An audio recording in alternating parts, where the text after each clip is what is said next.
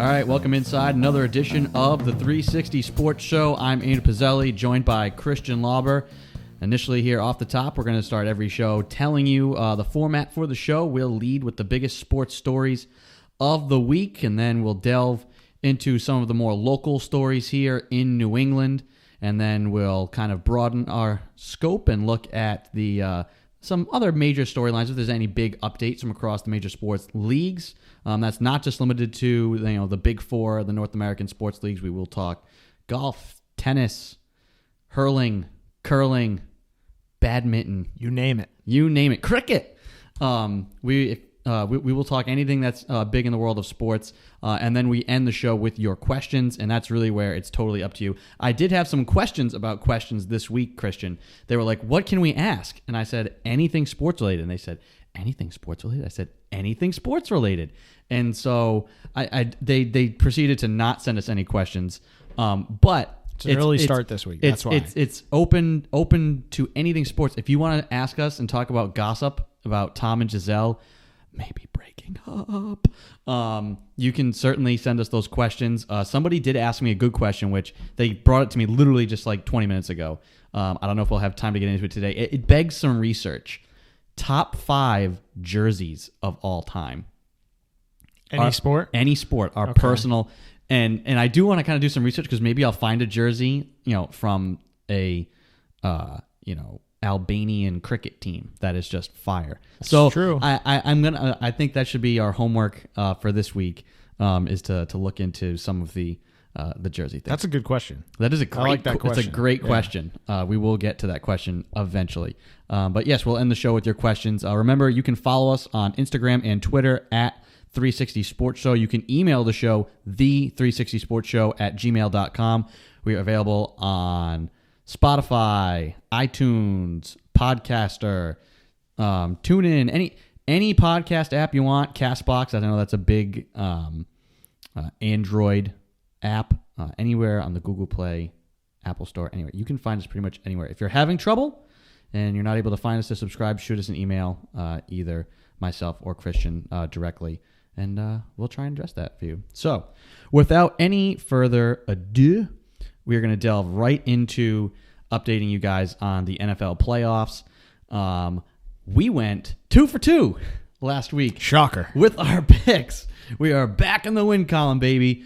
First off, in the early game, the Titans, valiant as they were, eventually the Chiefs were too much. Kansas City advances out of the AFC. Pat Mahomes going to his first Super Bowl. And then on the NFC side, the Packers decided not to show up. I think they thought they were playing this Sunday, and the Niners just steamroll them. I know it looked a little closer on the scoreboard at the end, but that was not a contest. The Niners will face the Chiefs in Super Bowl LIV. Christian, your opening thoughts about those games? The Packers picked the wrong week to not stop the run because they got absolutely run over by the 49ers. Now, I will say the Packers, their game plan right out of the gate sucked. I didn't understand what they were doing. Rodgers was coming out in, shotgun some of the time, and he was throwing screen passes -2 yards, screen pass -2 yards. Aaron Jones was pretty good early running the ball, but not much there. Once they were like, oh, hey, maybe we should have number 12 throw it down the field. They moved the ball a little bit, and like you were saying, it looked closer because of that, but it was really like, late third, fourth quarter garbage time. They were already getting blown out.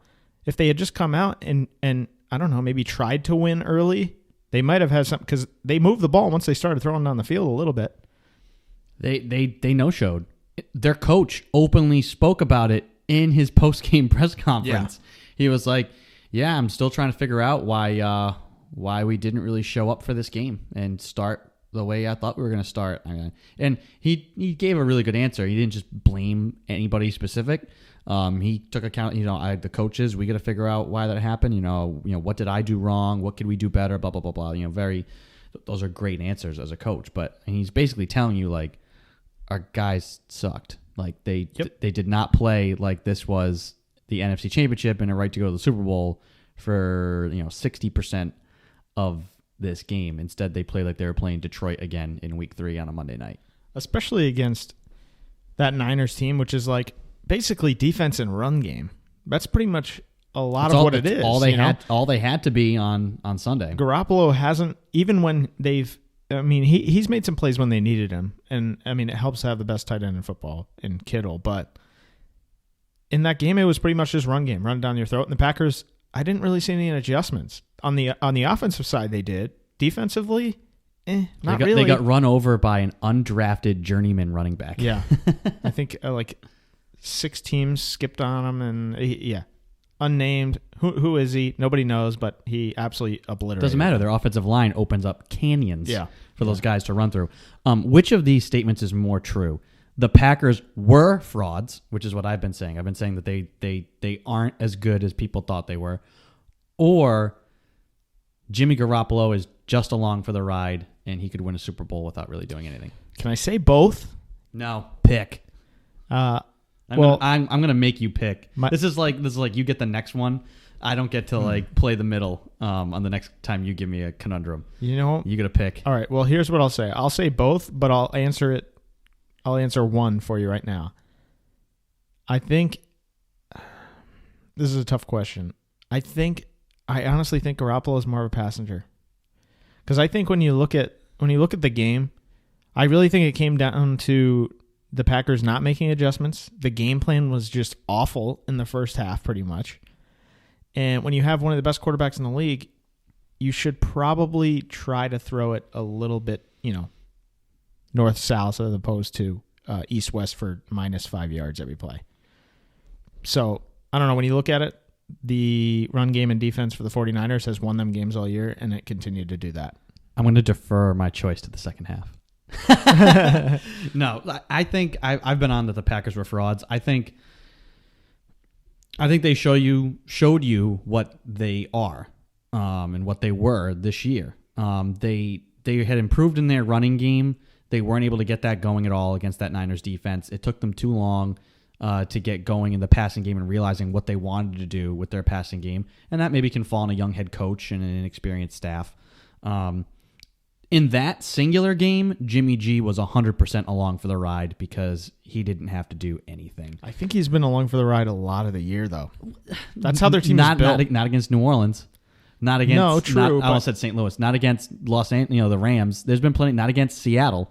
I mean, there's been plenty of moments where, I mean, you got to remember this is his first full year of being a starter, and not every single game are you going to expect him to like if he was, say, having to make miracle comebacks every single game, you look at him and say, it's probably not a good quarterback because, maybe if he's, winning these games, but, God, he can't, just win them games normally. They can't just normally win a game. It's always going to be some sort of miracle. I think they're a very good, very balanced team. To win the Super Bowl, we're not going to get – we'll give some initial thoughts, but I think to beat Kansas City, Garoppolo has to ball out. He's not going to get away with just throwing the ball 10 times. Again, and just being like, oh, wow, I got the best seat in the house to watch my running backs and offensive line go to work. He's going to have to actually make plays and earn it. We'll get into whether or not I expect that to happen or not, maybe next show. But I don't think he's purely a passenger. If he plays like garbage in the Super Bowl, then, he was a passenger, and the Niners might have to rethink. Yeah.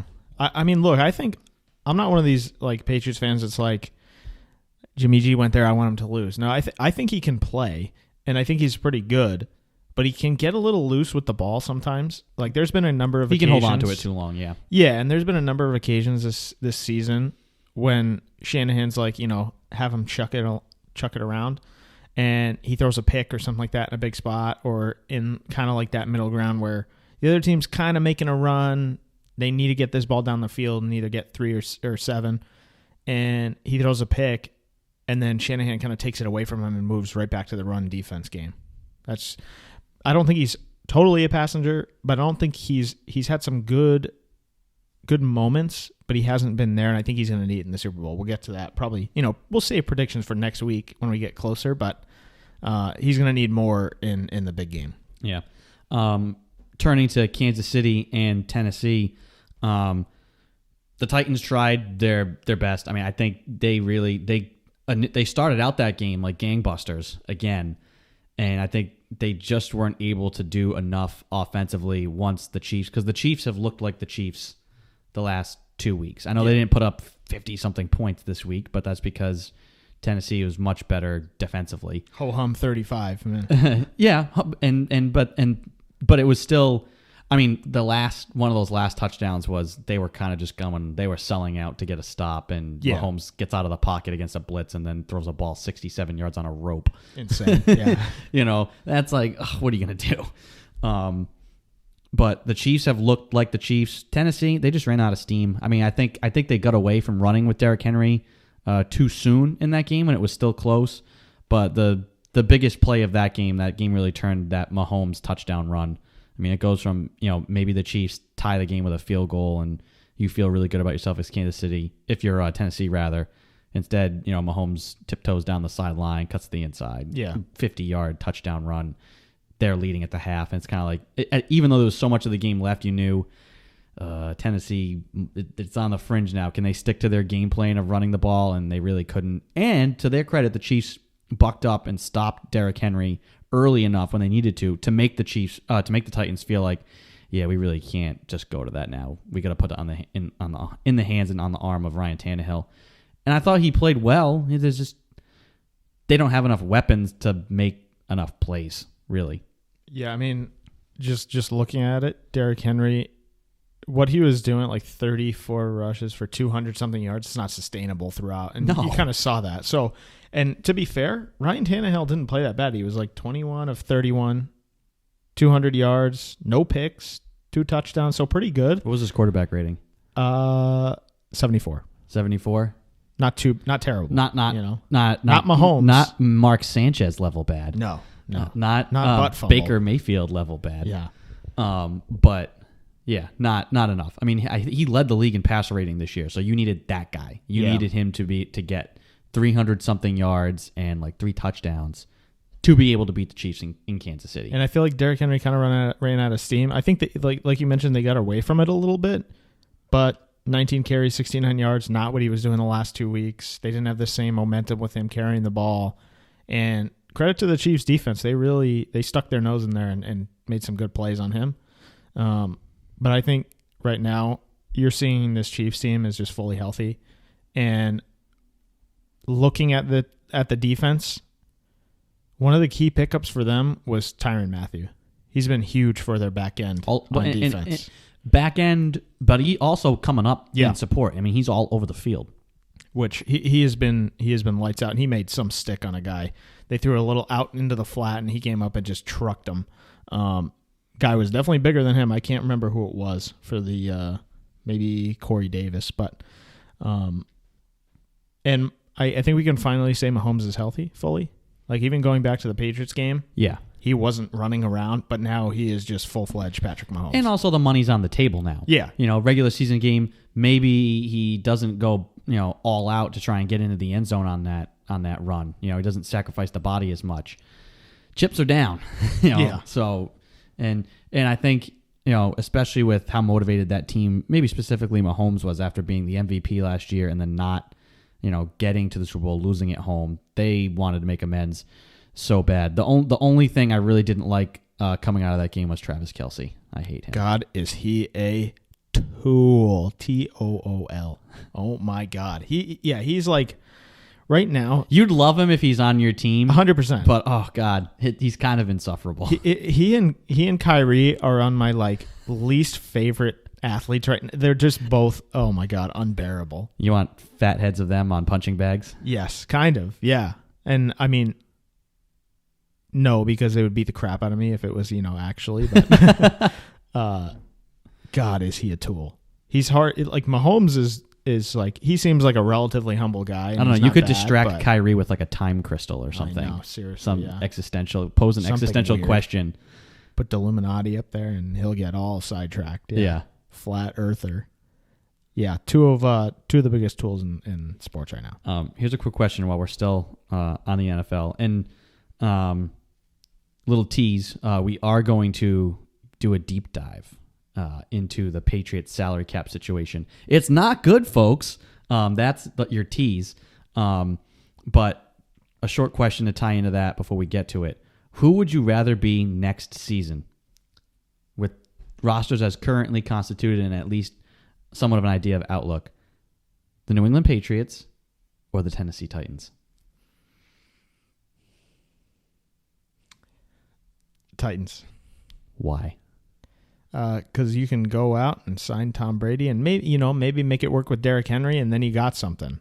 I think their one problem is the core. Like, Tannehill is not bad, but he is what he is. I don't think he's gonna be some world beater all of a sudden. Now he's sucked in Miami, and he was pretty good for Tennessee, but ultimately not enough. If you had Tom Brady on that team, they'd be pretty good. They need a top 10 quarterback, yeah, and one more weapon on offense. One more, like a receiver, a slot guy. It would be easier to fit into the cap situation. Yes, the Titans. Shall we say the Titans have a much better situation? I agree with you. Like, if that's their path, if they could get Tom Brady and just add a weapon and then continue to build to the draft, I mean, Vrabel's set up really, really well with that team. The Patriots, their road is a little tougher. They're going to have to negotiate and massage the numbers. That's why Bill gets paid the big bucks. We'll get into that after we finish with our NFL thoughts. That's the lead this week so far. Major storylines. In case you didn't know, the Pro Bowl is this weekend. Woohoo! One of the most, it's gotten a little bit better, but I still don't really watch it. I liked when they mixed it up, and it wasn't like one conference against the other, so you could get Larry Fitzgerald playing with Peyton Manning. You could get some of those cool, matchups. You could get teammates facing each other, which is really cool. You could get that sort of stuff. The Pro Bowl, I mean, when I remember watching as a kid, there used to always be a moment like somewhere in the third quarter. Guys, they're kind of playing thud. They're not really hitting too hard. Guys are going down easy. Did you just say you remember watching the Pro Bowl? Yes. No, this is a distinct memory from 2006. Watching the Pro Bowl. And it was just like, it was just nothing. I mean, when I'm a kid like that, it's like, oh, it's a football game. I'm going to watch a football game. Right? And I remember the AFC ran a fake punt. And I don't remember who the punter is. His name escapes me. But he's running up the right sideline. He just gets the first down. But he doesn't step out. He stays in bounds. And Sean Taylor came flying up and annihilated him. In the Pro Bowl, he didn't come up and push him out of bounds. He didn't come up and tackle him to the ground. He came up and decleated him in the Pro Bowl, which one speaks to the type of player that Sean Taylor was. Rest in peace. One of the most an incredible athlete and a playmaker and just one of the hardest hitters I can remember watching.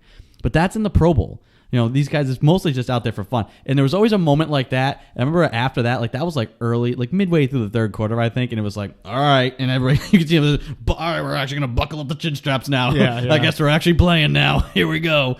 And so there was always that same thing happens in the NBA All-Star game. It's kind of loosey-goosey. Guys aren't playing defense. And then, if somebody gives a hard foul or it's later in the game, they start playing defense again. Yeah. In the fourth quarter.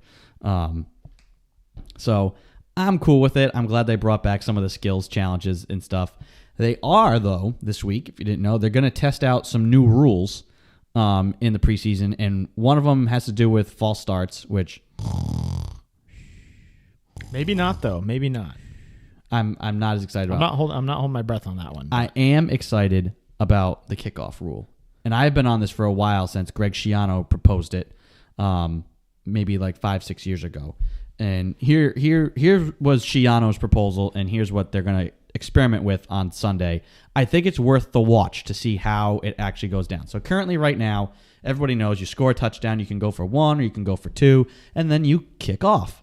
And you can attempt an onside kick if you want. Ball has to go 10 yards, and you can recover it. The way they've changed the rules, it's almost impossible to recover onside kicks unless you're the Atlanta Falcons. And the league has wanted to maybe change that play. And for years, Greg Schiano was on changing kickoffs in general. They've been trying to strip the kickoff to make it less dangerous. But it's when you have two teams that are running the length of the field at each other, it's hard not to make that play dangerous. And they've tried with, the ball can just touch the end zone and it's dead. Kickoff touchbacks come out to the 25, trying to incentivize touchbacks, teams taking the touchback. Well, kickoff teams will just pooch it to the 1 yard line now. You still have returns. And half the guys that get injured are the guys blocking. And if the ball's kicked high, sometimes they're engaged blocking before there's ever a touchback or a fair catch. So the risk of those injuries is still there. Schiano's proposal was this. You score a touchdown, you go for your extra point, you go for you kick for 1, you go for 2, whatever. Then you have the ball at your own 25-yard line. It is 4th and 15. You can go for it to keep the ball, or you punt, which is what most teams would do. And a punt is way safer than a kickoff because both teams start at the line of scrimmage. You don't have guys running the length of the field at each other. And punts in general, punt returns are more dynamic and exciting. Guys are kind of zigzagging around the field and dodging blockers, whereas a kickoff is usually like a guy runs straight, he makes one cut. If he gets loose, he's gone. If not, he's tackled. They're not. The kickoff's an exciting play, but when you really look at it, John Boyce did a really great video on YouTube about why kickoffs suck. And he broke down every single kickoff return from like a single season. And he charted them with like how the paths, and the paths were like straight, one cut, gone, straight. Whereas like Devin Hester's all his career like punt returns were these crazy zigzagging back and forth. It's just a more exciting play. And the odds of converting 4th and 15 are basically around what the old odds of recovering an onside kick would have been. When you could overload one side and guys could really go after it. Here's some numbers for you. In 2017, percentage was 21% recovered. In 2018-19, it dropped all the way to 5 or 6%. So it's a non-play. Yeah. And even those numbers are probably jacked up because of that kicker for the Falcons who made 3 in one game. Yeah, that's true. Yeah, and so it's become like you just said, it's like a nothing play pretty much. You almost have no chance of recovering. It's not exciting. You'd increase the odds of comebacks now, which I think would keep people tuned to games. Oh, it's already like 21-0. I'm tuning out. I was ready to tune out of that NFC Championship game. I was like, this game's over. But if you're telling me Aaron Rodgers just has to make 4th and 15 to keep the ball, I'll pay attention now. The game's not over until it's really over. Yeah. Yeah, and I feel like it gives you more of a chance, right? So you're putting the ball in probably your best player's hands on most teams, the quarterback, and let him make a play and see what happens. So the kick is, I feel like every onside kick I see now is like, one bounce into the receiving team's arms. That's it. Nothing play. They start at the 48, right? Yeah. So it's pretty much a nothing play. So why not explore something and see what they get from it? Yeah, and they're going to modify Schiano's rule. They're going to have it be where you can opt to go for the 4th or 15, but you can still elect to just kick it.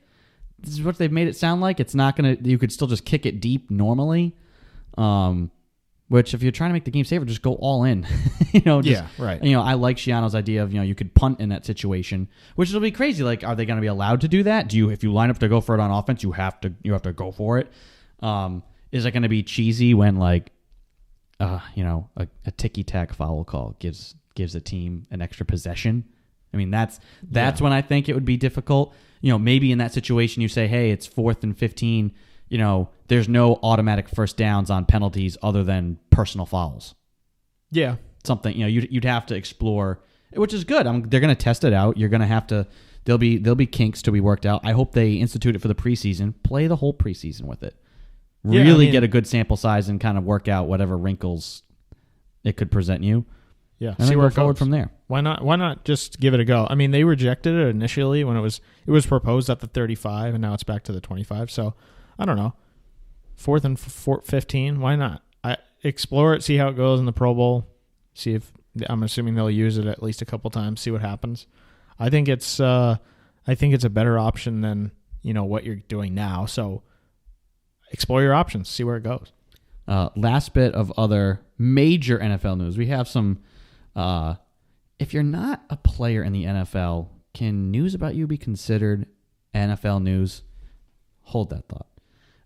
Actual NFL news, Eli Manning is going to announce his retirement. And all the discussion has started now about whether or not he is a Hall of Fame quarterback. I imagine, Christian, you have some strong feelings on this. So I will let you go first. And I'll see what you say. And if you say everything that I was going to say, then groovy. So here's where I'm at with Eli.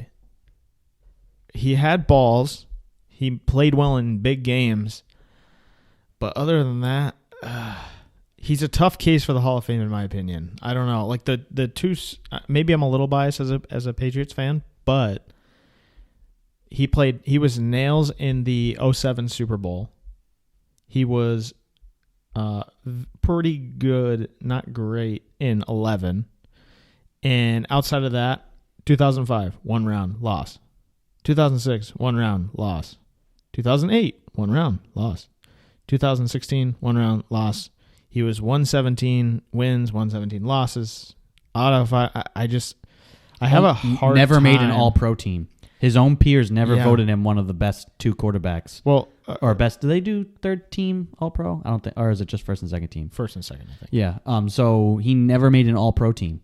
Well, right. You look at it, and it's like, was he ever a top 5 guy when he was playing? I don't think so.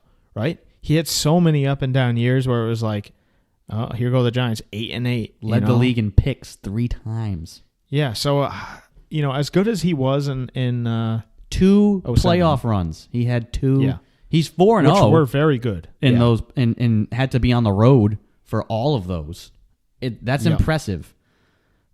But I don't know if that's if he only had like a 7-8 year career and like, hey, he had 2 runs, he was 0 in those other rounds, but hey, look at those 2 years he had. Sure, he was around long enough to where I feel like he should have done more, or at the very least, his stats should be better. I think if he didn't have like all the interceptions, and if he had maybe made like 1 All-Pro team, like he was never in the maybe 2008 he was kind of in the conversation for MVP because of you want to hear his how well they started that year. But you want to hear his 2008 playoff stats? I'll give you a hint. It was not good. 15-29, 51 completion percentage, 169 yards, 2 picks. I don't know. He was just too much of. He had 2 games. Outside of those 2 games, I don't really remember what. I'd say he had 2 throws. That's fair. I think in 2007, that Super Bowl, he was very, very good in that game. No, I take that back. 2007, he was shaky. He had the 1 throw to Tyree. 2011, he was very good in that game against the 32nd ranked defense. Yeah, against Julian Edelman and Antoine Molden. Those were your corners. Julian Edelman was playing corner. He was covering Victor Cruz in the Super Bowl. I'll do you one better. How about who was it? Hobbs. Ellis Hobbs, Plaxico Burress. That's a good matchup. That was horrific coaching. I still to this day am furious about leaving him on an island with that guy. Yeah. You knew he was hurt, and you blitzed all out. Rodney Harrison is still furious about that, even with his great friend Junior Seau, who, and again, another RIP. Yeah. But Rodney Harrison has said he's still mad to this day because he wanted Seau to check out of that call. Yeah. He didn't want to bring all out heat there with leaving Ellis Island. Yeah, not a good island to be on. There's Revis Everyone's Island. Welcome. Everyone's welcome at Ellis Island. Yeah. There's Revis Island and then there's Ellis Island. I'll let you figure out which one's better. But just one quick note. So I will say Eli will get in. I'll preface that. But do I think he should be in? I feel like I'm like 70-30 no, honestly. Yeah. It all depends on what you want the Hall of Fame to be. And this is what Deion Sanders had to say about it. The Pro Football Hall of Fame is not what it used to be. Honestly, I'm not so sure what being a Hall of Famer means anymore. Football immortality used to be reserved for players who redefined their position, made a big impact on the game, or dominated their position for a period of time. The way the Hall is trending now, Eli will get in most likely because he won 2 Super Bowls. It won't be because he embodied any of those 3 points while in the league. It is what it is, man. And I think that's it. I think it depends on what do you want the Hall of. Do you want it to be the Hall of Very Good? Do you want it to be the Hall of Sentimentality? Or do you want it to be the Hall of Fame? You can certainly, I'm sure, like the game ball or the Eli's gloves, there are plaques, Tyree's helmet. Like there's things in the Hall of Fame from that can commemorate and honor. You could honor that team. There could be a wing somewhere. The Giants that took down the Patriots. When in Hall of Fames have tons of exhibits on all sorts of different things. If you're going to put Eli in, who in there's no way he's a first ballot Hall of Famer. Especially who? Eli. I think he'll get in the first ballot. I do. Well, he's going to have to, because the guys that are going to be coming down the pipe afterwards, like he's going to be starting to go up against his brother. He's going to have to be going up against Brady, Breeze, Rivers, Roethlisberger. Who knows what the legacy will be of Matt Ryan or even a guy like Cam Newton. He's an MVP. He started to redefine. I mean, there's going to be Aaron Rodgers. I mean, there's going to be a lot of quarterbacks in this era coming down the pipe. So he better get in early, or else it could be a long time. But if he does get in, as a Patriots fan, I'm going to use it to my advantage, because then Julian Edelman should absolutely 100% be in the Hall of Fame for what he did in the postseason. You could definitely make I'd the say case, Edelman's postseason career and track record way greater than Eli's. Edelman is nails in the postseason. He's insane. And I think that's a fair argument. I think you could make the case because, I mean, like I said, personally, Eli... Kurt Warner only got in because of one Super Bowl run. That's true, yeah. But you have, like, Drew Brees he's a Hall of Famer, right? But look at the body of work, right? He so many years. He only has the one Super Bowl, but he's just, he changed the position like Deion Sanders said. Yeah. And Kurt Warner did that too. I mean, the Greatest Show on Turf kind of catapulted what the modern offense looks like. So, final thought. To me, no, he will get in one way or another. I think he's probably going to be a first ballot just because of those 2 wins. But outside of that, he didn't do enough for me to say automatic, no brainer. He's a Hall of Famer. I just don't think so. All right, we're going to transition now to some strictly Patriots talk, and I'm going to make all of you very depressed. And I would say, Christian, this is one of those rare moments where I'm actually pretty not optimistic about the Patriots' outlook. So I saved everyone a lot of work, and I made a spreadsheet. On it, I have the Patriots 2020, their current unrestricted free agents, and their salaries from last season. I have what the Patriots salary cap is going to be this year, and I have what current contracts they have on the books. There's some wiggle room there with Brady, and we'll get into that. Then I have projected salaries for all of the Patriots draft picks and projected draft picks. It hasn't been announced yet. They're going to be getting compensatory picks probably for some guys who left last year, like Trey Flowers, etc. To save you the time and headache on that, let's just assume that the Patriots draft all of their players and they sign all of them to deals. They have a first rounder, 3/3, a fourth, 4 sixths, and 3 sevenths. Projected salaries for all those guys, if they kept all of those players, they drafted and kept all of those picks, is just over $15 million. And spoiler, based on previous years, they're all going to suck. So, $15 million, boom, already on the books. If Brady were to leave right now, they have to absorb $13 million of dead money because of that, void year deal they made with him. And so those years go on the books, and you have $162 million and change dollars in current Patriots contracts. That leaves you, folks, a grand total of $26 million, $26,831, and a $6, I guess, there at the end. That's a 6, not a 0. Almost $27 million. Christian, I'm going to say some names, and you're going to tell me whether you want them on the Patriots or not next year. So we'll start. We'll leave Tom Brady out for now. Okay. Let's assume that Brady has left, which is what this cap figure right now is giving us. That's the $27 million. Do you want Devin McCourty on the team next year? No doubt. Okay. Do you want Kyle Van Noy? He's going to make too much money, so I yes, but I will say no because he's going to get paid somewhere else. Okay. Do you want Matthew Slater, who's already said he wants to come back? No doubt. Okay. Do you want Philip Dorsett? See ya. Okay. Do you want Nate Ebner? No. Do you want Jamie Collins? Probably not. Do you want Danny Shelton? Yeah, I think you could get him at a reasonable price. Do you want Nick Folk back? Here's the caveat. Gostkowski is under contract for this year. You can save some money by cutting him, so you need a kicker. You could get Folk probably cheap again. Or are you going to roll with Gostkowski at $4 million? Yeah, I'll say Folk is gone, and pending Gostkowski's house, he'll be back at a low number. Marshall Newhouse. Justin Bethel. You know what? He was actually pretty good. If you can get him at a good low 1.5, $2 million, sure. Okay. Do you want Joe Tooney? Yes, but again, he's like similar to Van Noy. He's going to make too much money. He's gone. Okay. So, right now, you were very thoughtful about this. So Devin McCourty is going to make, if he comes back and makes the same that he made last year, which is probably doubtful. I don't think he'd want to take the Patriots to the bank again.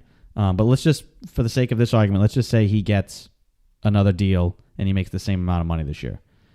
He's going to make like $9.5 million. Matthew Slater, 2.6. Danny Shelton, about $1 million. Justin Bethel, he made $930,000. I'm assuming he'd probably make a little bit more than that to be a special teamer.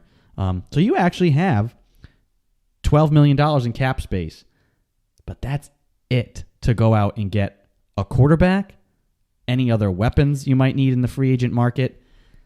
And so here's what I'll say, though. They're going to have to restructure some guys anyway. So I think that 12, you can stretch that 12 maybe to like 18, which still isn't a lot, but it's at least they're going to have to do a lot of work.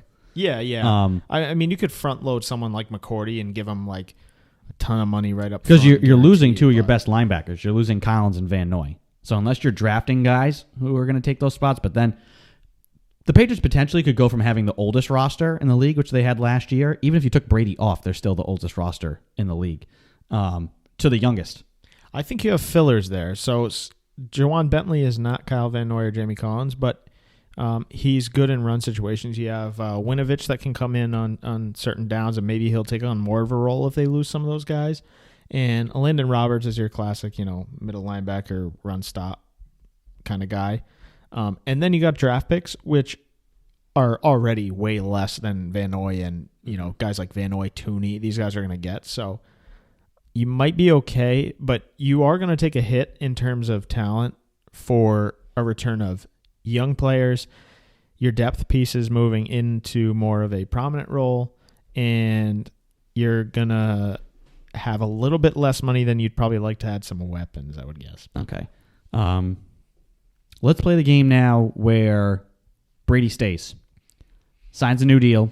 You can kind of keep pushing around that dead cap money. You could sign another void year deal, and they can just kind of keep pushing the cart down the road and eventually absorb a monstrous salary cap. Just bullet. Yeah. But let's play that game.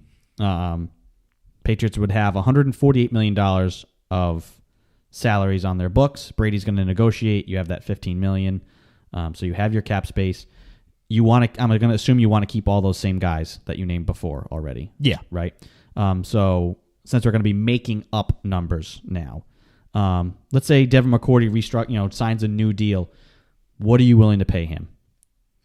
What was he making now? He made $9.5 million last year. So it's not going to be that.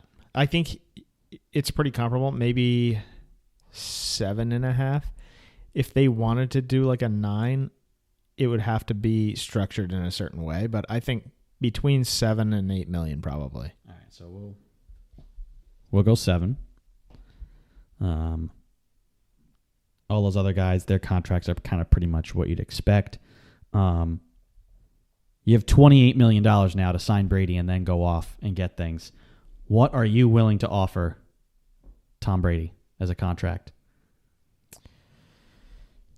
This is a tough one. Because even if you give him bonuses, anything, there has to be a hard salary, and any bonuses that are equated to this year get charged to this year. If you put it in those dead years, eventually all that money all at once goes on the books. Yeah. And that could catch up real quick. That's why a lot of teams don't do it. It's a very unique situation. So you're going to want to give him a chunk this year in regular bonuses and in salary to avoid having just this massive amount of dead money hanging over your head. The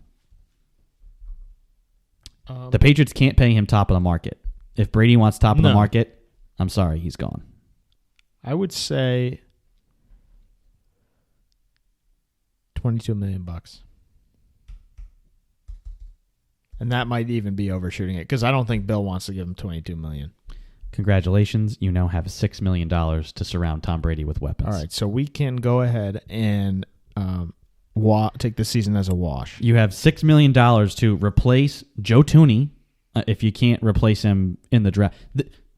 Basically, what this year is going to come down to, they can't keep Brady unless he takes a massive pay cut, legitimately. Like he made $23 million last year. Yeah. They could give him more money in dead years. Like Brady's gonna get paid. But if he wants $20 million, let's not even say 22. Let's just change this to 20. You want to give him $20 million. You have $8.2 million. This Patriots team this coming year, if they keep Brady, is going to be reliant on the draft class. Yep, because you're going to This is the most important draft for the Patriots' future in recent memory. And let me tell you, the recent track record is not good right now. So this year, regardless of Brady, Tooney and Van Noy, I think, are gone. They're going to make too much money on the open market. So you have to, I don't know if you go get a left tackle and move Wynn inside, but you're going to have to use some filler here with draft picks this year. And I tell you what, they better hit on a couple of them because if not, they're going to be in trouble for this year and maybe a couple. But, if Brady's not here, you have more room to go get guys on the open market that will make less than Van Noy but are comparable to that play style in Belichick's system. Yeah. And Bill has a track record of finding these guys. I mean, he found Van Noy on the practice squad third team in Detroit. Yeah, right. What did he get for him? Like Seventh round pick. Seventh round, yeah. I'm pretty sure it was a seventh or maybe a fifth at the most, which pennies. If Brady were to leave, these are your free agent quarterbacks who are available. Currently Drew Brees, but there's no way he's leaving New Orleans. No, because if you're not paying if you're not paying Brady what he's going to get, you're not paying Brees because he's going to make more. Eli Manning's retiring. Phillip Rivers, Teddy Bridgewater, Jameis Winston, Marcus Mariota, Chase Daniel, Case Keenum, Chad Henne, Drew Stanton, Colt McCoy, Nate Sudfeld, A.J. McCarron, Ryan Tannehill, led the league in passer rating, Josh McCown, Trevor Siemian, Mike Glennon, Brett Hundley, Blaine Gabbert, Matt Moore, Joe Webb, Blake Bortles. Bleh. So you got to Dak Prescott at the bottom because he only made $680,000 last year.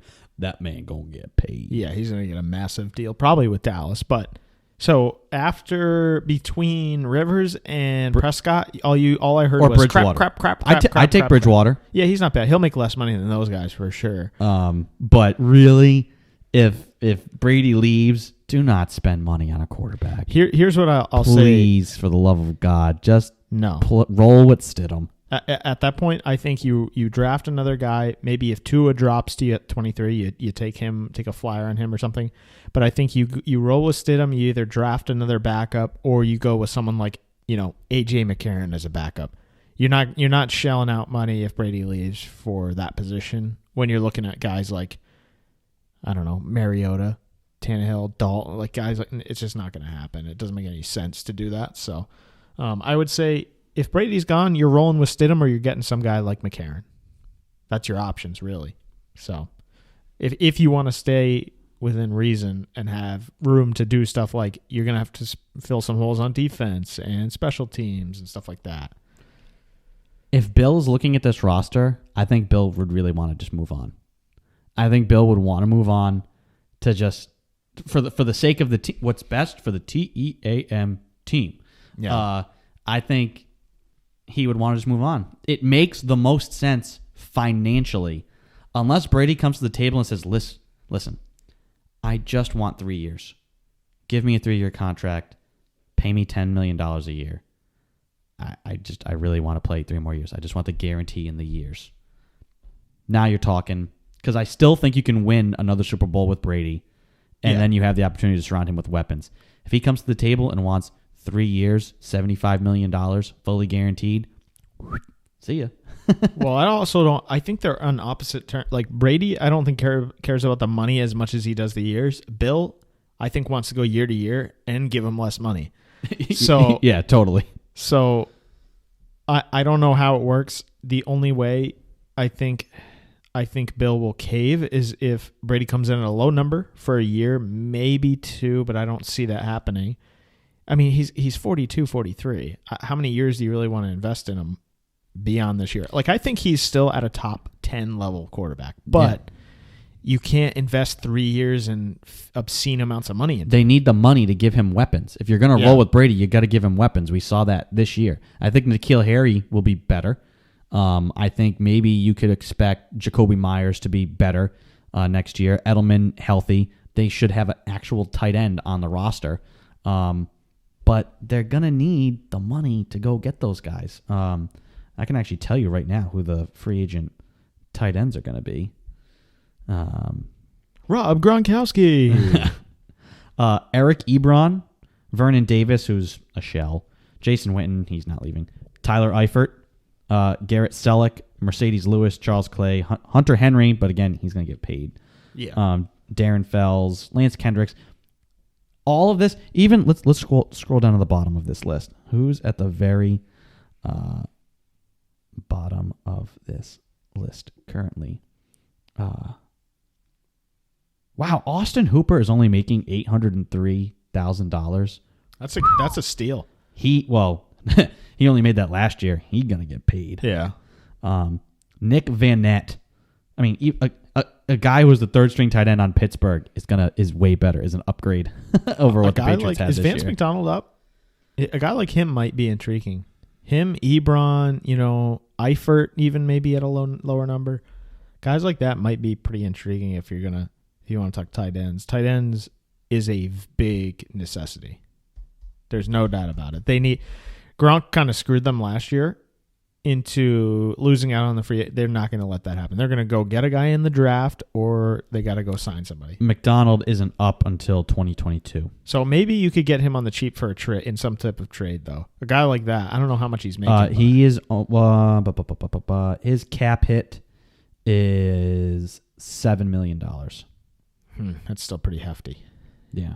And if he got traded, the Steelers would assume a $1.4 million dead cap hit in money that they owe him. Because they restructured his deal a couple of times. They kind of finagled it around. So maybe that's out of the question. But someone like that, I think, is what they're going to go after if they can get someone on, maybe $3.5 million. But I don't know who you're going to get for that. Probably that's another position they're going to have to go through the draft, I think. In that area right now, I mean, guys who made around that last year were Eifert, Garrett Selleck, Mercedes Lewis, Charles Clay. I mean, Hunter Henry made that, but he's going to be getting more. Significantly more, yeah. Yeah, it's the draft is going to be the most important part of the Patriots season next year. That's our takeaway here. Moving on from the Pats, we'll hit quickly on the Bruins, who continue to frustrate in that they either are blowing leads, they're having hellacious shootout experiences. I don't know what to make of them. I feel like they got something wrong in between their ears. I mean, it's one thing to lose games, but you're up 3-0 and then you blow it to Pittsburgh. And I know Pittsburgh's a good team, but I just see some of that just choking. I don't think that team's too experienced to not be mentally tough, but I feel like they're still fighting it. And this is kind of going on a month now of this fighting it trend of blowing late leads or blowing early leads, not finishing games. At this point, you're far removed from the start they had, and what they are now is kind of what they are, which is a very good team that is just building this bad habit of losing games, and all it's doing is helping reinforce other teams to just not be afraid of you. Hey, the Bruins are up 4-0 on us. So what? They blow games all the time. Let's keep fighting, boys. It's not a good habit that they've built right now. No, but you know what I'll say? They came out of... Don't forget, they went on a deep run last year and almost won the Stanley Cup. So they went. They had a long season, and I thought this year they were going to come out and just get crushed right out of the gate and go down in the standings a bit. Instead, they played like a bag of cats on fire. Yeah, they played the opposite. So now I think you're seeing some of this stretch where it's been a little bit in between, where win 3, terrible loss, terrible shootout loss, lose 7 overtime games, stuff like that. But they're on a break now for 9, 10, 11 days or something crazy like that for the All-Star break. And I think they'll kind of get a refresher here. They still have 70 freaking points, which is insane. Now they're still fine in terms of the standings, but the standings mean nothing. I think once you get into the later stages of the season with their experience and everything, I'm not worried about the go up 3, come back. They'll tighten things up as you get further along in the season. And I also think there is help on the way for that Krejci line, which means most likely Heinen or Bjork will move somewhere else. So I think there's help on the way. They seem like they're kind of creating a way for that to happen. Maybe Chris Kreider is a name that keeps popping up, and he's the biggest name right now. So the Rangers are going to want a lot. Not a lot, but they're going to want... It's going to be a first-round pick. They're going to want a good price for him, and a deal like that is literally going to be done unless a team comes at them really heavy, like as the deadline approaches. He's not going to be moved until literally 4:00 on February 24th. Yeah, and I think you're looking probably at maybe a prospect to maybe a guy from the current roster. I don't think Sweeney wants to do that, but Darth Vader. Yeah, right. Yeah, but I think Kreider's a guy that intrigues me. Number one, he's a little bit younger. I think he's like 29. I want to say.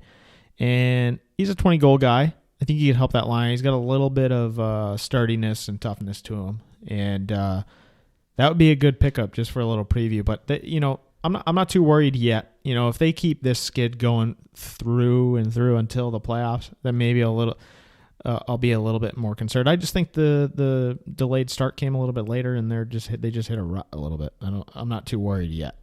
Okay. Briefly, no more news on the Red Sox in terms of a manager, in terms of any punishment. Now, an article did come out. The Wall Street Journal had an article discussing about how basically Manfred bargained with the players. They levied the blame on the players and then didn't punish any players. And that was because they kind of negotiated a deal. Listen, you guys tell us the truth and we won't suspend you guys. Whether or not that's the right move down the line, in the long run, I don't know. But it seems like there will be no player punishment for this sign stealing scandal. They came down hard on the guys who are, kind of the ringleaders, the guys who were at least are accountable at the tops of the organizations for it. So you can kind of say you've set the tone that systemically we don't want this to happen, and the guys at the top are going to roll if it does. And so you prevent it from happening going forward. That way, they're not going to vacate any titles. To tie it in specifically to the Red Sox, though, they still haven't hired a manager. How have they not? Nothing. There's been no news on this either. No, there was news. Dustin Pedroia is probably going to retire. Yeah. Oh, boy. Sam Kennedy talked about this, Yeah. He was asked about if Pedroia could be a manager. If they're going that route, I'm not going to be happy. Now, how many games are you going to watch this year anyways, Christian? Depends if they get into the postseason or not. Spoken like a new age Boston sports fan. Honestly, it's just the only time I really pay attention to baseball, unfortunately, because the sport at one point I loved, but it's just gotten so slow and the pace of play is just too much. Who can sit and watch? I'll listen. 4 hours. It's just... I'll have them on the radio at the beach, in the car. What's going on here? But it's impossible. It's insufferable. It's background noise. That's literally what it is. And I can't sit there for 3.5 hours and into like 2 a.m. when I have I'm not going to subscribe to Spotify when I get Nessun for free at home. True. Very true. If I just want some background at a party. So I don't know what they're going to do. If Pedroia is it, then I don't know. I don't know how I feel about that. There's got to be odds somewhere. Oh, look up right now. See if there's odds on who the next Red Sox manager is going to be. I want to see what that list is. And I want to know if Bobby Valentine is on it, way down at the bottom. Plus $9 million to get Bobby V as the next manager.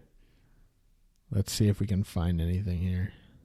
It doesn't have to even be from a reputable it could be gambling. Ron Renicky. Wow, that would be a stunning move. Bench coach moves over. Nothing to see here. Honestly, there's not really much on it from Vegas Insider, but I would say my guess is going to be some no-name or someone like Pedroia. But, let me see. It looks like Veritek was given them. Oh, here we go. I got it. From Bet Online. Veritek is a 3-1. He is the highest odds, 3-1. Hensley Mullins, who? Is a 7-2. Mark Kotze is a 5-1. Carlos Feblas is a 6-1. Eduardo Perez. Tim Bogar. I got a good one down at the bottom of this list. 50-1. Big Papi. You know who intrigues me? This is my effing team. Brad Osmus might. He is not going to be near this job, I don't think, but that's kind of a name that intrigues me. I'll tell you, if they hire Ron Renicky, just move him over, the season's over. It's over. He's been a journeyman bench coach his whole entire time. Christian calling it now. The season is over. Christian. Speaking of seasons being over, let's move to the Celtics. Christian had declared that if the Celtics lost to the Lakers, that their season was over. I didn't say it was. I said I'm ready to start thinking. Oh, God, now. I'm ready to start potentially think about maybe articulating that it could be over. Here's where we can start with this. Instead, the Celtics absolutely annihilate both the Lakers and, more importantly, the Memphis Grizzlies last night. They put up, they were 1 point shy last night, but they put up essentially 100 points by the third quarter in each of those games. The biggest takeaway for me is the defense. That team will go as far as they defend and as how far as they commit to the defensive end, because when they can get out and run, everybody on that team can shoot. They actually share the ball. You can see it. When they run, they win, and they were able to do that.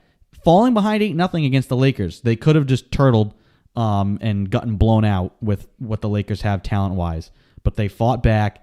And the Lakers have some quit in them. Boy, that team gave up.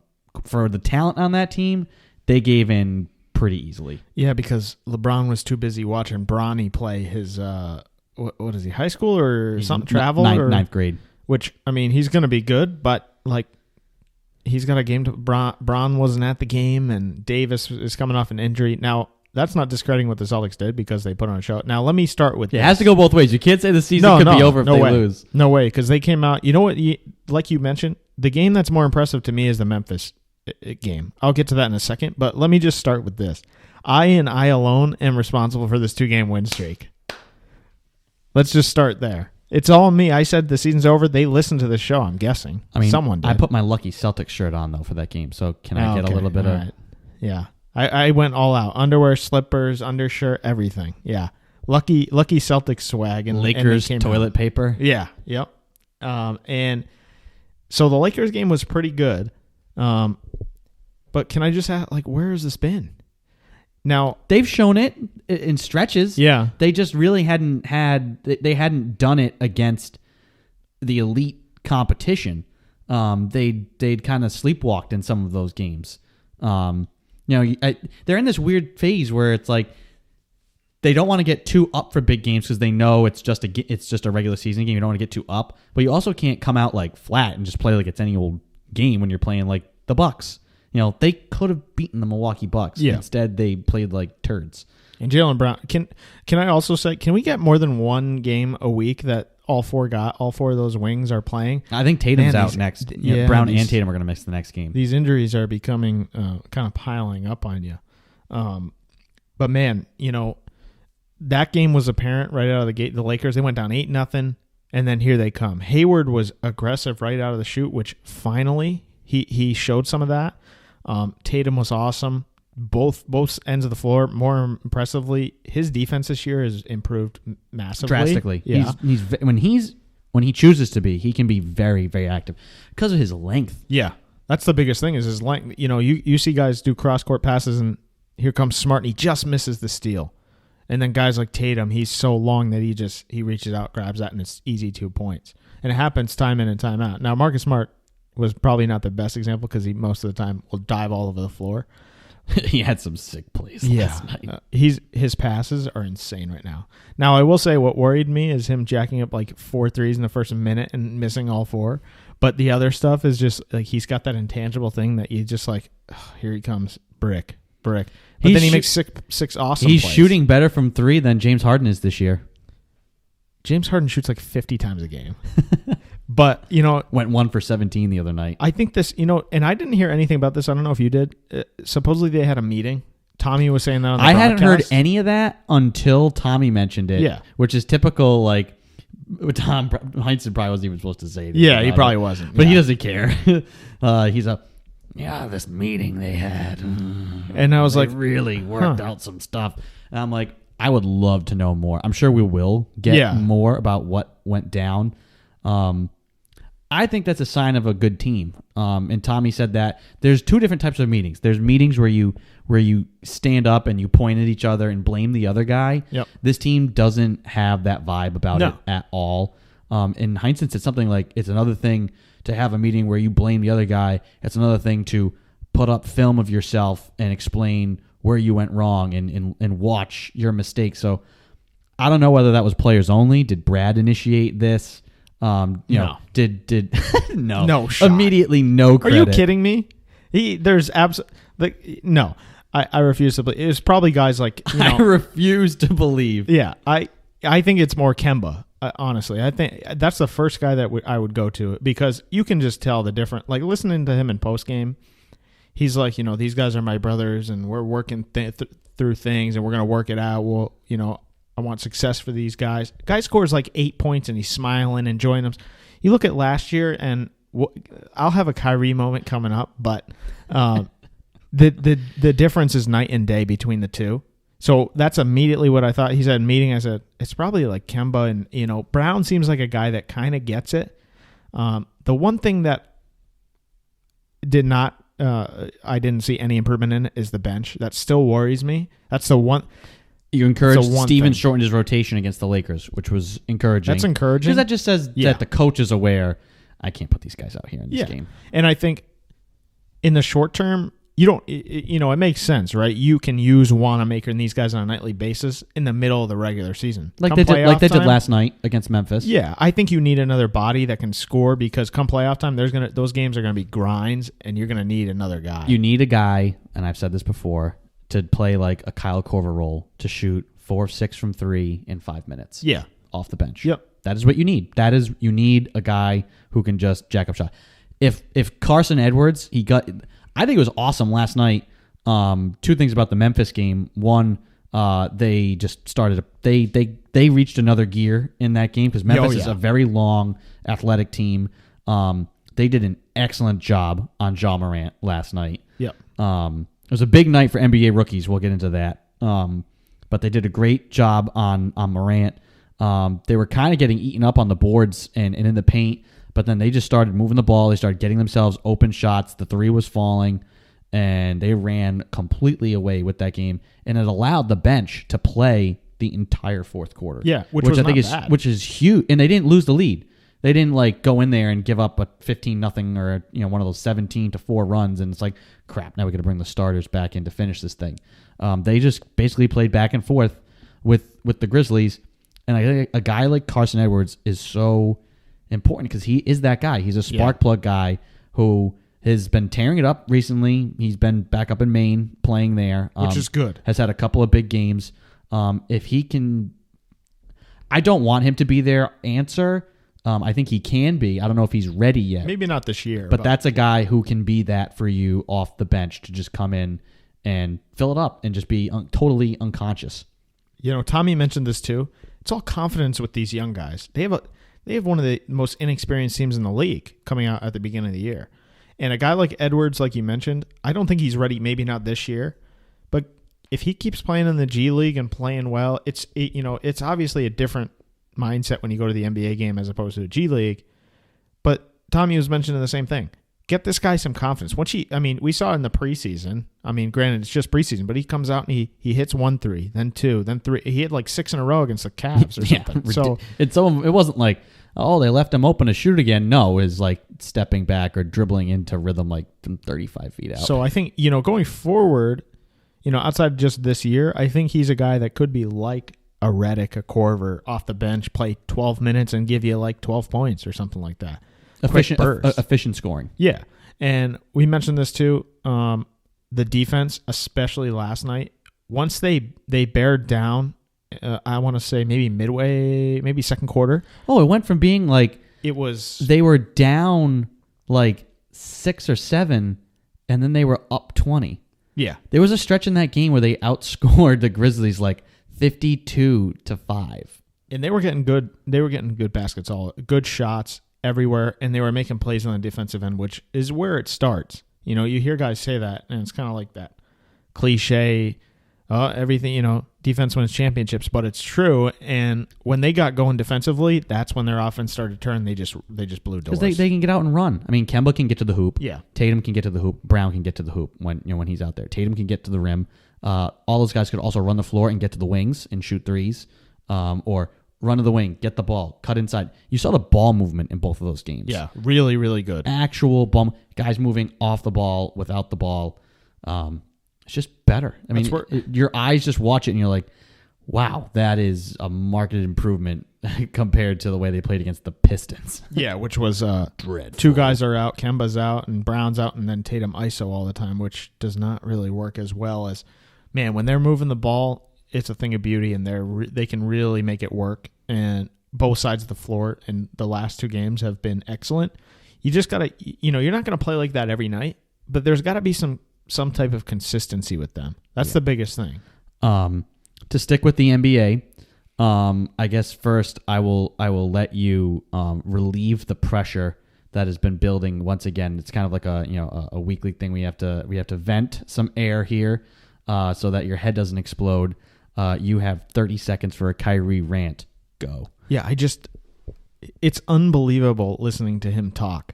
And let me tell, I'm so excited that he's gone, because you listen to him and Kemba and it's just night and day between the two personalities. Like, he's unbearable to listen to. He's blaming his teammates one night, then the next day he's saying like, the media doesn't know what they're talking about, and if you're not in my locker room, get the F out, and things like. I'm just like, dude, shut up. Please, for the love of God, just stop talking. And Kendrick Perkins said something to the effect of like, the guy puts his foot in his mouth every time he talks, which is 100% true, and he doesn't stop. And it's like, you're telling this to the media. What do you think's going to happen? Everybody's going to talk about it. And he just goes on and on and on. Professor Kyrie. The gift that keeps on giving now that he's gone. It is unbelievable, and it's so hard to listen to him, but it's so embarrassingly funny that I have to.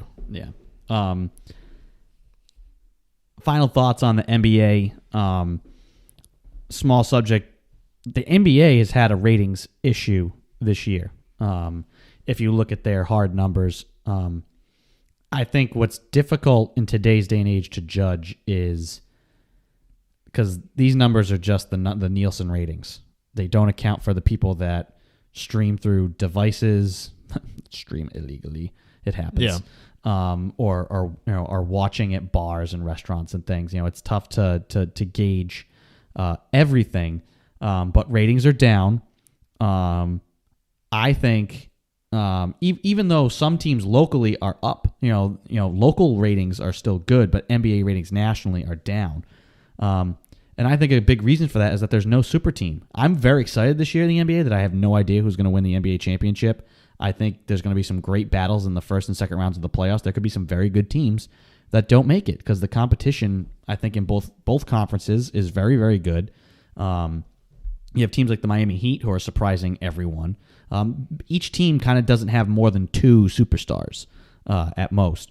And I think it's a give and take when you have teams like the Warriors, because everybody hates them because you have Steph Curry, Klay Thompson, Draymond Green, and Kevin Durant. Like, oh my God, they're going to win the championship again. But you tune in every single night to see if they lose. Could somebody beat them? Can anybody, oh my God, wait, the Pelicans have a 20-point lead on the Warriors in the third quarter? I got to put that game on. I got to go watch it right now. Yeah, that's true. Whereas right now, there's no team who it's like, oh, the Lakers are losing. Well, okay. I mean, yeah, hey, the Mavericks are a good young team. They got, even if like the Cavs were beating the Lakers, you'd be like, hey, every team has their night. The Lakers, they're just, they're kind of in a little bit of a lull. If a team like that was beating the Warriors, if there was a Warriors-like team and you heard they were down, I'd want to flick it on. I'd be like, oh my God, could this happen? A team that could only lose single-digit games, you're going to tune in to see those losses. And without that, I think, people from the East Coast were staying up to watch Warriors games on the West Coast.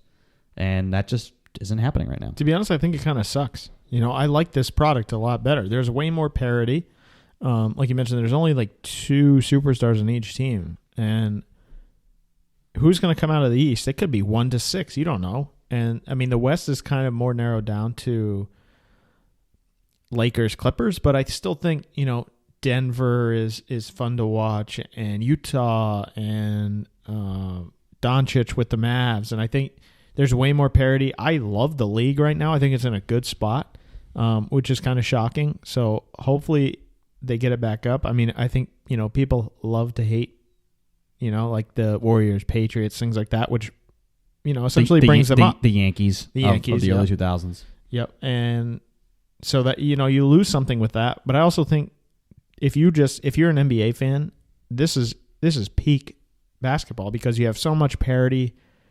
Teams like Miami are, stunning the league, and Utah and all these fun teams to watch. They don't necessarily have like 8 superstars, but guys like Donovan Mitchell, guys like Luka Doncic, those guys are fun to watch in and of themselves. Even teams like the Suns. I mean, you got Booker, who's fantastic, DeAndre Ayton, like they're finally getting healthy now. They're winning. They're scrapping away. They're only like, I think 3 games out of a playoff spot. Yeah. Another team, I think one thing that can help the ratings, and I think it will. The return of Zion Williamson last night. I'm skeptical of him as a player. I don't know. There is no way I think he could reach or exceed the expectations that are, going to be placed on him. Some people expect him to be the next LeBron James. I think that's not fair because there is no next LeBron James. People thought LeBron was going to be the next Jordan, and you learn pretty quickly that there's nobody He's else. Not Jordan. Yeah. There's nobody else that's going to be Jordan. It's going to be very hard to be LeBron just because of his skill set. I don't think he's the same type of player. I think early on last night, Williamson, he played in little 4-minute stretches, which is no time at all to get any sort of a rhythm. Yeah. You saw in the second half when he actually got minutes, he scored like 17 straight points. Granted, a lot of that was shooting threes. Wide open threes, which I did not know he had in his arsenal. So he's worked on that. Teams are not necessarily going to give that to him anymore. I don't think he looked fully healthy last night. He didn't seem to have the same consistent amount of pop that we saw from him in college, which is what he's going to need. He's relying on that. I think if he works on his craft and his skill, he could be a dominant low post player and maybe taking bigs off the dribble because he can handle the ball. But I'm not going to say he's a bust. I'm not saying that. I think off of last night, some people are overreacting. 100%. I think he, in a big moment, he showed what he can do. It's one game. Next game, maybe a team's going to say, listen, I guess this guy can shoot threes, if they're wide open. So just don't let him shoot a wide open 3. And if he's not, I don't think he's fully healthy right now. He kind of looked like he was kind of favoring that leg still. And he shows you some of the flashes of the athleticism where there's a missed shot and he's on one side of the basket and then before you know he's on the other side ripping the rebound away from a guy and putting it back up and in. Fantastic. That's going to be Zion Williamson. Hustle, heart, making freak athletic plays. If he can develop a 3-point shot, if he can work on his low post game, because he's not just going to be able to bully guys anymore. Yeah. He could be very good. He could be an all-star. The only thing I worry about not with him, ready to say that because he doesn't, aside from being a freak athletically, which all those guys are in that league, I don't see him do any one thing particularly well that's going to like jettison him into the LeBron, Anthony Davis, Kevin Durant type of discussion, just because his skills, his basketball skills, aren't there yet. Yeah, and I think the one thing that you have to watch out for, obviously, is the injury risk. Right? He doesn't look healthy yet. Maybe he'll get there, and he scored 17 points and they still took him out of the game and they end up losing. But which the fans were booing. But I'm like, really? Yeah. Would you rather have win this meaningless game against the Spurs and have him like blow out his knee again at the end of the game, or like let him do what he did and work his way back in? Which, credit to him. I also did not know that his 3-point shot was going to be that on. Now, I think part of that is just he's fired up, first NBA game, adrenaline kicks in, and he's just kind of going. I think he's going to be a good player if he can stay healthy, but the threes, people will start covering that, number one. And number two, I don't think he's not going to shoot 100% forever. So we'll see where he is at. It'll balance out. More career threes made than Ben Simmons. Wow. In one game. Not even one game, in like a minute and a half crazy? Stretch. Yeah, right. Really quickly, though, I was disappointed in Ja Morant. I know the Celtics did a really great job of shutting him down for the most part last night. He didn't have, and he's a rookie, you're going to have up and down games, but I was really hoping to get to see him, say, ball out and then watch Zion too. I still think that there isn't even a discussion. Ja Morant is going to be your NBA Rookie of the Year. We're going to transition now to your questions. You can send us questions throughout the week. You don't have to wait till the days we're taping the show. Send them in throughout the week through our Instagram page, through Twitter. You can email the show, the360sportshow at gmail.com. Follow us on Instagram and Twitter at 360sportshow. And yeah, you can interact with us. We've got some polls going on throughout the weeks. And any sports related questions you want to send us your way, you can send them. And we're going to get into this question now. First, from Nick. What effect do you think Eli's retirement has on the Giants? And do you think Antonio Brown will ever set foot on a football field again? Thanks, from Nick. Thanks for the question, Nick. I think Eli retiring is going to have a positive effect on the Giants because they can now actually just fully move forward with Daniel Jones, or whatever their future is going to be. They can fully embrace that now. I don't think there's any negatives coming out of that. Antonio Brown will never, ever, ever set foot on a football field in an NFL stadium. Yeah, XFL maybe. Or any other of the FLs. At a penitentiary somewhere. Or that. Which is probably not the best option for him, but he's also kind of a loose cannon, and he should probably get some help, which is the biggest thing. We've been saying that for a while. Actually, we haven't talked too much about him specifically on this show yet. I was saying it from Hard Knocks in August. This dude's just not right. I don't know if it's the concussions. I don't know if he was always like this. I don't know. It speaks to how you can watch a guy as an athlete and then not really know about them. I watched him coming up and say, look at this guy, 6th round pick, scrapped to get on the field, came from a smaller school, made a name for himself, made himself into the best player in the league, arguably. And he's just completely, as a person, he's not a great guy. Fallen apart. I mean, he seemed to kind of have that cocky diva wide receiver attitude. Yeah, we all know those guys are like that. But it's gone way beyond that. I mean, his off the field issues. The dude can't. You talk about Kyrie, dude, just shut up. I mean, Antonio has not helped his case at all. One, through his own actions and the problems he's caused for himself, but then after the fact, can't stay away from social media.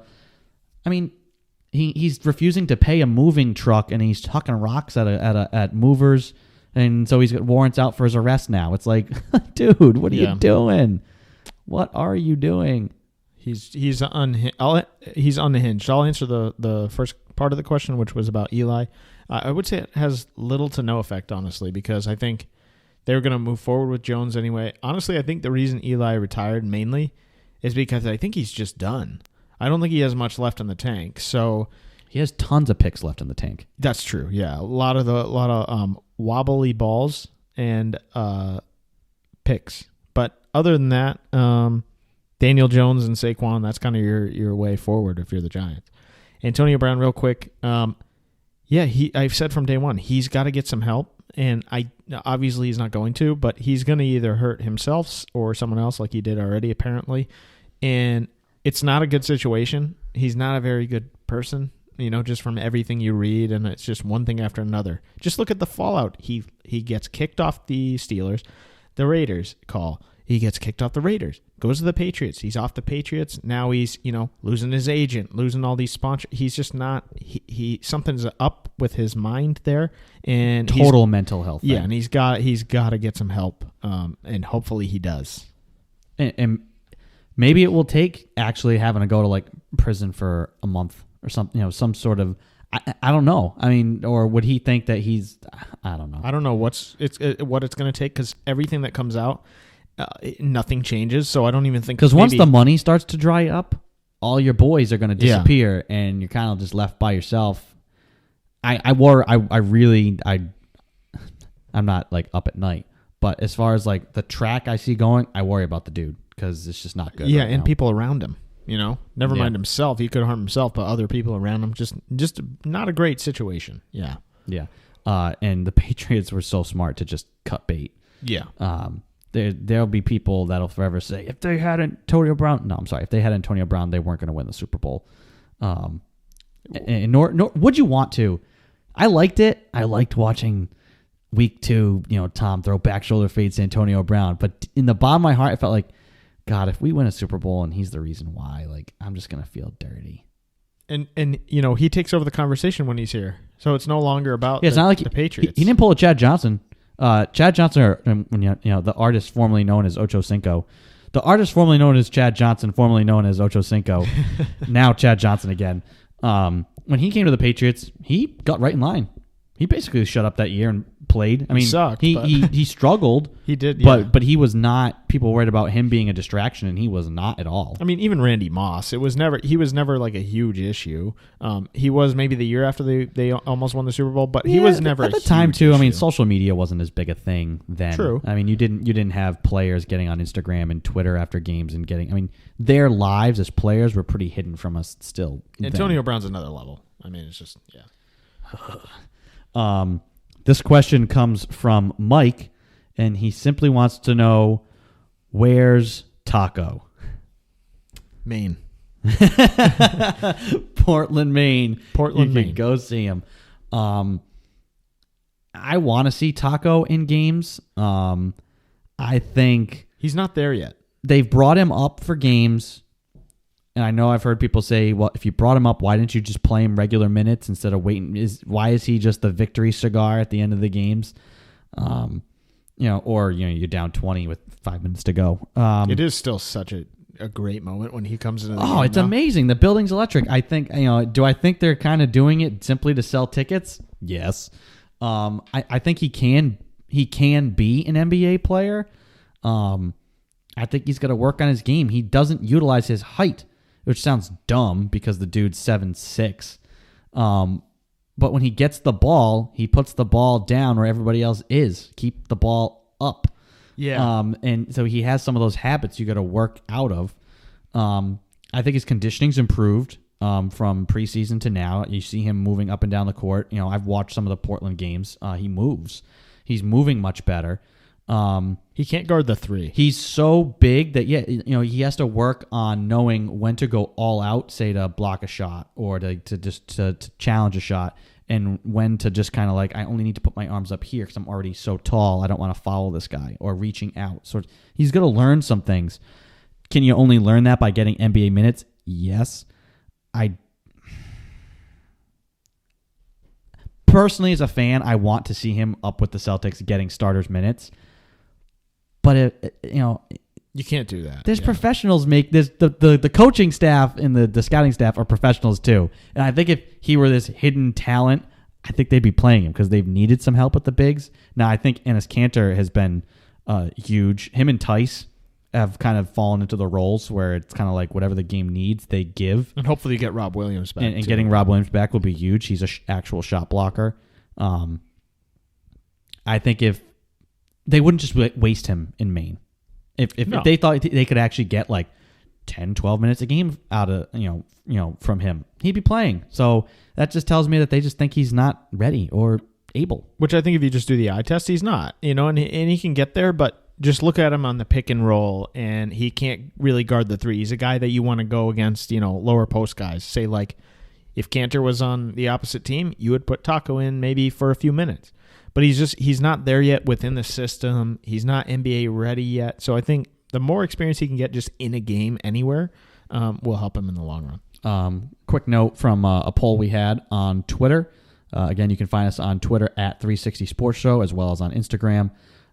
We had asked major win for the Celtics over the Lakers. Does it change your outlook for the C's team as a title contender? The options were yes, statement win, or no, just an off night for Los Angeles. And 75% said yes, statement win. Wanted to make sure we got that out there since we had done that. And I think, we've kind of made the point. I think they've turned a page, especially given last night. We'll see how they do in the next game because more guys are going to be out hurt. It's going to be a road trip too. Which is always going to be the caveat. It's like, can they, like you said, can they just stay healthy? But I think those two wins, they showed there what they're capable of, and hopefully, knock on wood, healthy. That's what they can be, and I think they can legitimately make a run in the Eastern Conference. They will not beat Milwaukee though without some bench help. That's kind of been our no doubt. And I think this road trip will be telling as well. And we will end the show as we have ended other shows with some excellent would you rathers from Ryan. Ryan has given us some just absolutely gold questions to ponder the last 2 weeks. And he gives us a similar type of question. Kind of the point, we've mentioned it 3 times now. The questions you send in, they don't have to strictly be, what do you think about this guy? Can this guy? Or breaking down a game. It can be anything, absolutely anything sports. What Ryan has done for us the last 3 weeks has been fantastic. Just fun little almost game type questions. We have the question, which we will answer next week. We got it very late, and it begs some research. Our top 5 jerseys of all time. I think that is an awesome question. We'll also, when we do answer that, I think it would be cool to create a little social media graphic for that to put out our responses after the show. But that's the types of questions we're looking for. Obviously, if you want us to delve into any sort of analysis, it can be collegiate sports, it can be major league, pro league sports, it can be international, literally anything. That's why it's the 360 Sports Show, all encompassing. But we'll get to it here from Ryan. If you were an NFL player and could choose your career, would you want to play for 20 years, Hall of Fame, no Super Bowls, play for 10 years, no Hall of Fame, 1 Super Bowl, or play for 3 years, 3 Super Bowls, no Hall of Fame? Assume you are a starter for each year. So 20 years, you're in the Hall of Fame, but you never win a Super Bowl. Essentially, you're Dan Marino. Play for 10 years, you don't get in the Hall of Fame, you win 1 Super Bowl. You are Trent Dilfer. Man, there's no Hall of Fame option there? Nope. Play for 3 years, you get 3 Super Bowls, but you're not in the Hall of Fame. You're Jimmy G because you have 3 rings and you win the Super Bowl this year. And you don't get into the Hall of Fame. Assume you're a starter for each year. Which of those careers would you rather have? Basically, 20 years Hall of Fame, no rings. 10 years, no Hall of Fame, 1 ring. 3 years, 3 Super Bowls. So the 20 year you get the Hall of Fame? 20 year you get the Hall of Fame, but you never win a ring. You're Dan Marino. Are you Dan Marino, Trent Dilfer, or Jimmy G? If Jimmy G wins the Super Bowl and retires right now. Do I look like Jimmy G? It's not said that you don't. I guess we could pry Ryan for more detail. We gotta get more detail. I mean, you gotta give us more detail here, Ryan. Yeah. What are we doing here? Come on. This is strictly about your NFL career. Choose your career, not choose your face. You know what? I'm inclined to go 1 ring, no Hall of Fame in the 10 years because you get more money, right? How much Cha-ching. money can you make? That's in at least 3 2 years? contracts. Yeah. So 3 years. That's you're on your rookie deal, baby. now 20 years in the Hall of Fame, but never win a title, would be good as well. But I'll take the title in the 10 years, but no Hall. But I'll make a bunch of money. I'll do that. I mean, it's pretty hard for me to say you could win 3 Super Bowls in 3 years and not be in the Hall of Fame. Like that's almost like a ridiculous statement. Yeah. But it's possible. I mean, Jimmy Garoppolo has 2 Super Bowl rings. Well, he's got to play, and he hasn't played yet. It doesn't matter. He has rings. When you go, if you go to his Wikipedia page, it says 2014 and 2016 Super Bowl champion. He doesn't get. He does. It's it does not matter. I'm just saying. It does matter. Strictly. But that's strictly it. Yeah. I mean, unless obviously, I guess this is assuming you're the starter in the Super Bowl. You'd have to get 3 years. So if Jimmy G wins this year and he retires, is he getting the Hall of Fame? No. Also, all right, let's maybe not use him strictly as the example. Let's say it's actually you are the starting quarterback for 3 seasons. You go to 3 Super Bowls. You win 3 Super Bowls. It would have to be like if Troy Aikman wasn't a good passer. Yeah. And they win, 3 Super Bowls, but it's literally only because of Emmitt Smith, and he's strictly a passenger. He does nothing at all, but he has 3 Okay, 3 I rings. could see that, yeah. I don't think I'd want to be that because I want those championships to mean something. Yeah. It's kind of like I don't give Kevin Durant 2 rings. Yeah, no. And as a professional athlete, don't you want the ching ching, Like those bling, ching ching. Those rings just seem so hollow. 20 years, no Super Bowl. Yeah, I think I got to agree with you. I mean, though the 20 years, you're in the Hall of Fame probably because you've set numerous records. You're going to go down as one of the greats. I'd rather get that 1 title and a bunch of moolah. Yeah, I'd rather play for 10 years. I don't care about what the Hall of Fame is doing. And playing that 1 Super Bowl. Plus, let's be real. In this scenario, right, nowadays, everybody's getting in the Hall of Fame. That's true. That's true. This question is dated, Ryan. Well, you lost, but everybody gets a trophy. So little Hall of Fame. You didn't get a jacket, but maybe you get like sweatpants. Yeah, I'll take gold sweatpants. Gold sweatpants. Yeah. Any closing thoughts? No, I think we tied it up pretty nice. Ending with that question is spot on. Yeah, so you can send the questions again. We're going to keep harping on it to the 360 Sports Show at gmail.com. You can send them through Instagram and Twitter at 360 Sports Show. Remember to like and subscribe. We're on Google Play, iTunes, Spotify, pretty much every podcasting app now you can find us on. If you're having any trouble, shoot us a message and we will try and sort that out for you. Next week, we will be doing a real big dive into the Super Bowl matchup between the Chiefs and the 49ers. Can't wait to get to that one. So thank you, everybody. Have a good week. See ya.